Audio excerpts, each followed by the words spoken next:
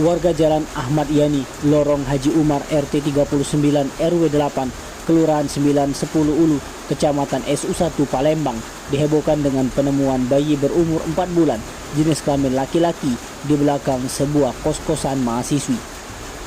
Informasi yang dihimpun, janin tersebut pertama kali ditemukan oleh Somina, warga setempat, di mana berawal saat Somina hendak melihat buah pepaya di lahannya yang terletak di TKP. Ketika itu Somina melihat di bawah tanaman pepaya terdapat kardus Indomie. Karena curiga dengan kardus itu, kemudian Somina membukanya dan terkejut melihat isi di dalamnya.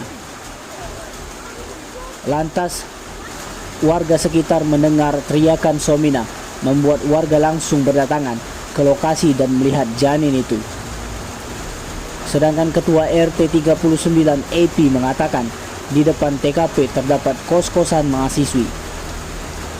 Sementara itu, petugas piket Reskrim Polrestabes Palembang dan Polsek SU1 mendapati adanya penemuan di TKP untuk melakukan olah TKP dan mengambil keterangan sejumlah saksi di lapangan guna penyelidikan lebih lanjut. Kapolsek SU1 Palembang, Kompol Firdaus mengatakan terduga yang membuang janin berumur 4 bulan tersebut masih dalam penyelidikan pihak kepolisian.